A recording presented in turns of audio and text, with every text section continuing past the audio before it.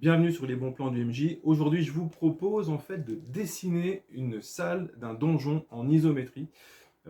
On va faire un petit tuto ensemble. Donc l'idée c'est de travailler sur des maps un peu de ce style-là pour pouvoir justement, pourquoi pas, vous faire un carnet avec à chaque fois des salles différentes que vous pourrez numéroter et puis vous pouvez après justement les jouer pour une partie où vous allez pouvoir les lier tout ensemble. Donc ce que je vous propose, c'est de réaliser celle-ci. Voilà, après vous pourrez l'adapter évidemment, mais en tout cas le modèle qu'on va utiliser, ça va être cette carte-là. Donc on regarde ça tout de suite. Vous pouvez utiliser un petit carnet. Et puis au niveau des stylos, j'utilise les Pigma. Pigma, c'est génial parce que c'est justement un stylo avec une pointe souple qui correspond un peu, qui fait un peu comme un pinceau. On regarde ça tout de suite. Donc on commence en fait par tracer un losange. Donc vous faites deux traits parallèles 2 à 2, voilà. Donc là moi je suis sur mon carnet, donc je suis un petit peu contraint par la place, mais c'est pas grave. Ensuite après j'ajoute au plan en fait voilà, des espaces pour que ce soit pas juste un losange, mais que ce soit un petit peu plus riche en termes de gameplay. En fait je pense au gameplay on va dire dès le départ. Donc là je place les portes avec les couloirs qui vont mener à cette salle. La vitesse elle est à 1,5 fois plus rapide hein, qu'en vrai. Après, je me place directement au niveau des angles, en fait, là, les traits qui vont permettre de donner de la hauteur. Et puis, comme je suis un peu près de la page, je triche un peu, je fais un petit angle, mais c'est pas grave. Hein, de toute façon, ça donne la forme de la salle du donjon. Voilà, je continue mes couloirs, une petite flèche qui indique la sortie potentielle. Je continue à placer mes verticales. Alors, ça va déjà donner, en fait, un peu de la hauteur à cette pièce. Et puis ensuite, ce que je vous propose de faire, c'est de doubler les traits. C'est-à-dire que là, on trace l'épaisseur du mur. Ça, c'est un truc que j'aime bien faire justement pour un peu... Ah oui, là, c'est la base d'un poteau potentiellement. Alors, je ne sais pas du tout vers quoi je vais hein, quand je fais cette map. Je sais encore pas ce qu'il va y avoir dans le donjon et éventuellement quels sont les pièges qu'on va pouvoir y placer ou voilà, quelle est la philosophie du donjon, quelle est l'ambiance qu'on va y donner. Mais je fais voilà, l'épaisseur de mes murs. Alors, je triche un peu pour les sorties parce que sinon les couloirs seraient trop fins si je retraçais à l'intérieur. Donc je replace à l'extérieur et je vais corriger mes verticales. Ça, c'est pas trop un problème. Donc voilà, là on a déjà la forme de la pièce du donjon. Et puis bah, je vais placer quelques éléments déjà qui vont donner encore plus de relief, notamment les portes en donnant un peu d'épaisseur. Voilà. Vous faites un cadre comme ça, vous gardez toujours les verticales, enfin vous êtes toujours avec les parallèles. Hein. Puis on trace la porte. La deuxième, sur le même principe. On va tracer après dans ce rectangle debout, là, cette espèce de monolithe, on trace l'entrée et puis on décale un petit peu la porte pour laisser de l'épaisseur. Et puis une fois que j'ai fait ça, bah, je vais commencer, je pense, à attaquer les verticales en fait, qui vont délimiter les murs. Ah oui, avant, bah, voilà, je commence à placer des alcôves, quelques petits objets. Alors ça peut être une jarre, ça peut être un contenant et qu'il pourrait y avoir quelque chose que les personnages pourront découvrir. Et puis là, donc, je trace les hauteurs des murs en reprenant à chaque fois bah, les parallèles, hein, comme je trace ici les parallèles. Voilà, et puis là, je place mes murs et je vais redessiner après l'épaisseur, en effet, puisque je me suis basé sur le trait intérieur hein, de l'épaisseur du mur pour faire la hauteur, en fait, on va dire. Donc là, je retrace un peu tout. Là, je redessine la porte. Alors, excusez-moi, je suis un tout petit peu haut au niveau du cadrage, mais bon. Vous voyez le truc, donc c'est pareil. Je trace une épaisseur pour le mur. L'épaisseur, on va dire, du cadre de la porte.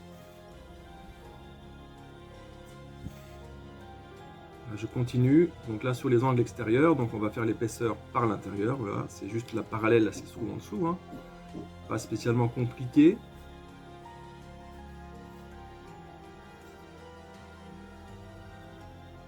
Donc comme je ne sais pas exactement vers quoi je vais, après l'idée aussi c'est de ne pas faire tous les murs, évidemment, on va faire les murs qui se trouvent à l'arrière pour permettre au maître de jeu, lorsqu'il aura ce plan devant lui, de voir ce qu'il y a dans cette pièce.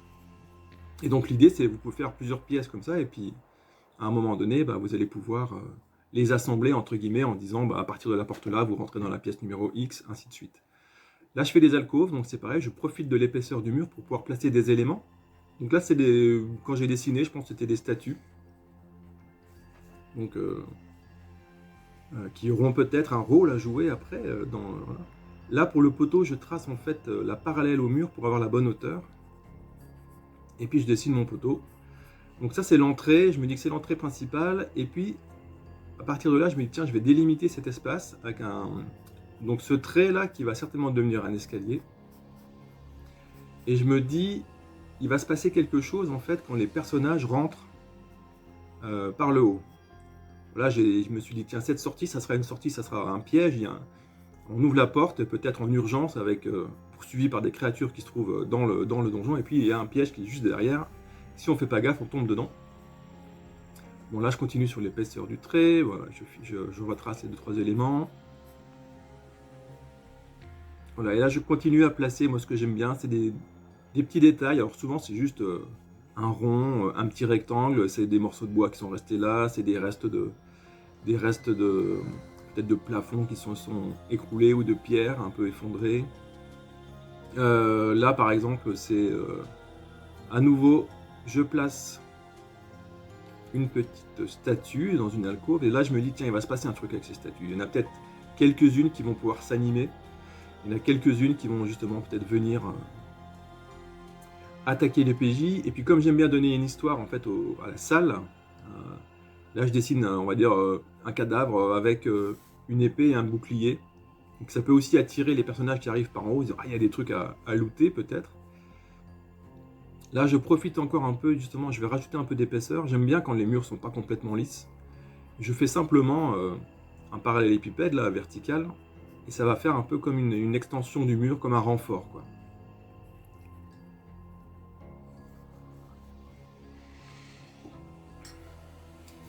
Donc là, je continue à placer des éléments. En plus, ces éléments-là, quand ils sont devant le mur, ils vont donner du relief puisqu'ils vont passer devant le trait du mur. Et quand on va les retracer au noir, au feutre noir, on va voir ce que c'est.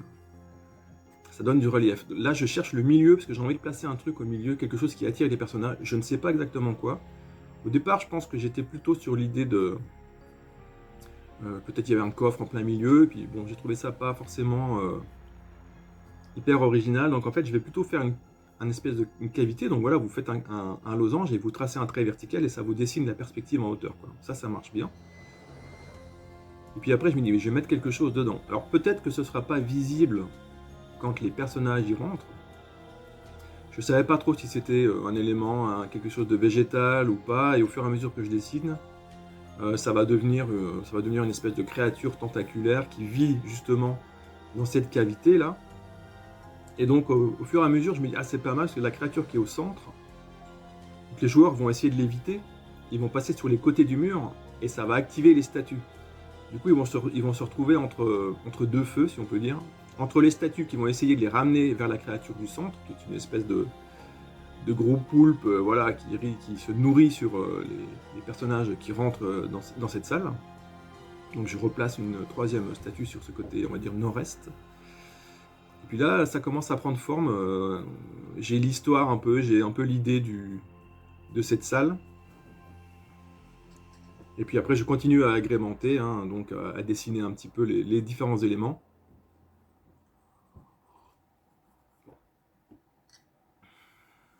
Et là, je place encore autre chose. J'avais envie qu'il y ait plusieurs choses à voir, donc je ne sais pas trop exactement ce que c'est. C'est peut-être une sorte de bénitier ou quelque chose qui émet de la lumière. Donc du coup, tiens, je vais faire des petits traits après.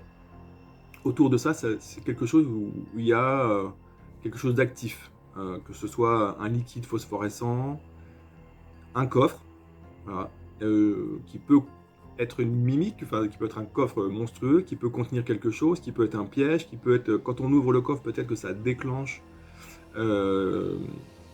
les statues qui s'animent et qui attaquent les PJ. Donc voilà, et maintenant j'ai à peu près toute la forme de mon donjon, et puis, enfin en tout cas de cette pièce de donjon. Et je continue à placer un petit peu des éléments pour que ce soit pas trop plat. J'aime bien faire ça aussi, un peu des pavés au sol. Alors ça peut permettre de compter les distances si on joue avec ça. Moi je trouve que ça donne aussi un peu de relief, et puis ça va encore un peu donner de description, c'est-à-dire on sait que c'est un sol qui est dallé, avec des grosses pierres. Voilà, là je place mon escalier, donc on va dire que c'est la safe zone au-dessus. Et puis peut-être que sur le pilier, il y a des indications au final, qui permettent de comprendre comment la pièce fonctionne, ou peut-être qu'il y a une incantation à lire, que si on réussit cette incantation, la créature n'apparaîtra pas au centre de la pièce, ou toute autre chose. Donc après ça va être à développer avec l'écrit, avec les indications autour de cette pièce. Donc voilà, on y est presque, là on a l'épaisseur. Donc là je fais une petite correction parce que vous avez vu, hop, c'était pas tout à fait juste. Après c'est pas grave si la perspective est pas tout à fait correcte, moi je triche parfois, hein. Ce qui est intéressant là, c'est juste d'avoir des éléments qui vont permettre au maître Dieu d'avoir un contexte un petit peu plus précis, on va dire, qu'un plan vu de haut. Moi, c'est ce que j'aime bien faire, et puis qui donne un peu de volume, quoi. C'est-à-dire, on voit qu'il y a un escalier, le passage par la porte, le piège, la profondeur, la hauteur des murs. Bon, ça peut donner quand même pas mal d'informations juste par ce dessin, ce plan ISO. Moi, je mets un peu de texture sur la base, là ça va nous permettre de faire ressortir les traits du mur. Et puis après là je vais passer, donc là ces stylos là, les Pigma, vraiment je vous les conseille. Alors c'est peut-être une différence avec d'autres tutos que vous avez pu voir. J'utilise justement ces pinceaux, j'appelle ça des pinceaux parce qu'en fait au final c'est pas une mine dure, et c'est une mine qui va vraiment répondre et qui va avoir un trait, je trouve ça un trait assez vivant. En fonction de la pression que vous mettez, voilà, vous avez des traits fins, vous avez des traits épais, c'est un peu comme un pinceau, comme une plume, et ça fonctionne super bien. Ça donne vraiment du relief. Justement, l'idée, moi, c'est de ne pas avoir un trait tout le temps égal. Alors, je sais qu'on peut utiliser des stylos de différentes épaisseurs. Je préfère jouer directement avec le même stylo sur la pression. Donc voilà, là, maintenant, je repasse simplement en faisant attention justement de ne pas être sur mes traits de construction, et puis de bien mettre en valeur justement les reliefs. Donc là la porte, et je trace mes éléments. Donc, et l'idée aussi c'est de faire en sorte que l'épaisseur des murs soit continue, c'est-à-dire qu'on ne pas faire de traits qui viennent rompre les angles ou justement les contreforts comme là vous voyez. Donc je trace vraiment, je fais attention de tracer ça délicatement pour que l'épaisseur des murs apparaisse bien. Les contreforts, je les dessine, voilà, toujours en jouant un peu sur la pression. Des petits éléments un peu comme ça qui sont posés contre le mur, qui vont donner du relief. Et puis là, vous voyez, on peut vraiment être assez fin, hein, sur le trait. Les verticales, donc vous les commencez épaisses au-dessus, puis plus vous descendez, on va dire, vers la profondeur, et plus votre trait va essayer d'être... On va essayer de faire un trait fin. Et puis sur les pourtours, on va essayer de faire un trait plus épais, que je vais même repasser, je pense, peut-être un peu vers la fin. Alors là, vous allez voir, je fais pas trop gaffe, et du coup j'oublie qu'il y a un piège, et je dessine mon damier, mais c'est pas grave, je le corrige avec l'ombrage. Donc là normalement ça aurait pas dû être comme ça évidemment, puisqu'on avait tracé la verticale, et donc là je me dis oups, donc je vais retracer ça un peu plus fort, je vais mettre l'ombrage, et puis on n'y verra que du feu, ça fonctionne très bien. Le fond du puits justement avec les pics un peu en profondeur. Et donc ça c'est juste un petit peu, voilà, je ne l'ai pas remonté jusqu'au dessus parce que ça permet de voir que c'est un peu caché, et ça va pas, et c'est plutôt à l'intérieur du mur, quoi. Ça donne de la profondeur.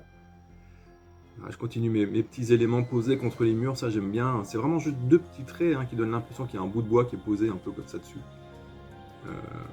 Et ça montre qu'il y a déjà eu des choses qui sont passées dans cette salle. Et que quand les joueurs, les personnages arrivent, c'est pas les premiers à découvrir ce lieu. Il y a déjà des gens qui sont passés là, qui ont soit réussi à s'échapper, soit réussi à trouver des choses, soit qui y sont restés. Voilà, toujours plus épais par le haut, et plus on descend, on va dire, vers les profondeurs de la terre, et plus on va affiner son trait pour qu'il disparaisse assez progressivement. Donc en effet, on peut un peu pousser le trait sur la hauteur des murs parce que ça va donner le relief. Voilà, je continue mes petits crobards. Alors c'est vraiment des silhouettes, c'est presque des personnages bâtons, hein, mais ils sont tellement petits qu'au final, ça suffit largement pour évoquer la silhouette de quelque chose. Donc là, en l'occurrence, des gardes de pierre, par exemple, qui s'animent, des armures qui s'animent, des squelettes, par exemple. On a le choix, après vous mettez ce que vous voulez dedans. Le petit coffre. Et le trait, vous voyez, il est assez libre, hein. Du coup, ça, moi j'aime beaucoup, ça donne un aspect plus vivant au dessin. Et il faut s'entraîner un peu pour maîtriser le stylo, c'est pas bien compliqué, mais ça donne quand même un aspect que j'aime beaucoup.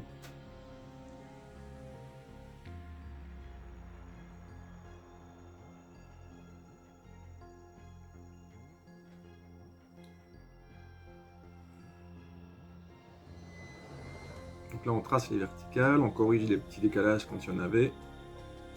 Là, je vais accélérer un peu, voilà, on accélère un peu la phase, on va aller un peu plus vite. Mais vous avez compris le principe, après on ne fait que repasser ce qu'on a dessiné, mais rien ne nous empêche de temps en temps de rajouter une épaisseur de socle, par exemple comme là. Les petits traits qui évoquent qu'il y a quelque chose qui se passe là.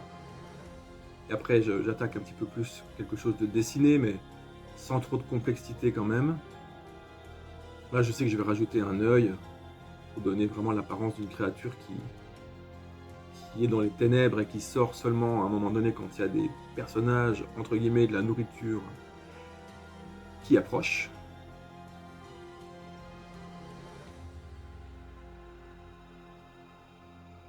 Un peu d'ombrage pour donner de relief, voilà.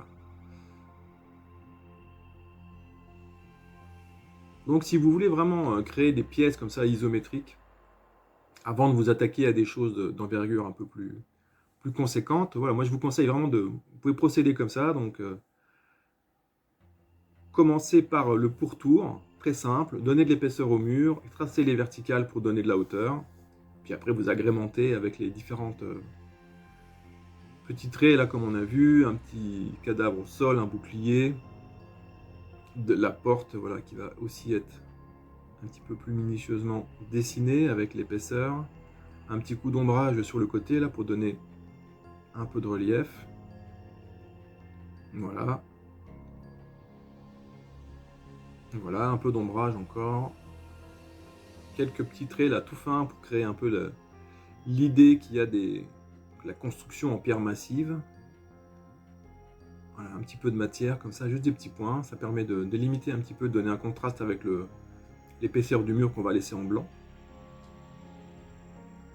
Quelques ossements, très simplement, à dessiner vraiment très simplement. Donc là, j'ai travaillé sur un format qui est quand même assez petit, mais bon, j'aime bien, moi j'ai mes carnets où j'ai tous mes crobards et mes croquis, et je pense qu'il ne faut pas prendre une feuille trop grande, c'est toujours, si on n'est pas habitué, ça peut être impressionnant, de se dire comment on va la remplir, et là, au final, ça va assez vite. Là, les traits vraiment à peine appuyés, et surtout, ne les faites jamais continus. Je vous conseille de les faire comme ça en discontinu, ça va donner du relief, ça va empêcher d'avoir un trait trop systématique. Voilà, le passage, tac. Et on y est, hein, on a quasiment bouclé. En gros, ça prend là, je pense que j'ai pris une 25-30 minutes peut-être pour faire, cette petite pièce de donjon. Donc vous en faites 3, 4, 5, comme il y a souvent des donjons à 5 pièces. Ça vous permet rapidement voilà, d'avoir... et puis après, vous pourriez les réutiliser. Hein, vous faites un carnet avec, je sais pas moi, une vingtaine de salles comme ça, numérotées. Puis vous pouvez changer à chaque fois en disant, bah là tu passes de la salle numéro 3 à la 4, là tu vas à la 5, voilà. Vous pouvez faire des pièces avec des escaliers qui vont vous amener justement à des étages supérieurs ou inférieurs. Et vous pouvez avoir un carnet où vous pouvez jongler entre les différentes pièces. Ça c'est un truc que j'ai envie de développer. Merci d'avoir suivi les bons plans du MJ pour ce format tuto mapping isométrique. N'hésitez pas à laisser un commentaire, à mettre un pouce, à vous abonner si vous ne l'êtes pas encore. Et puis, je vous en prépare d'autres. Et je vous dis encore une fois merci, à très bientôt.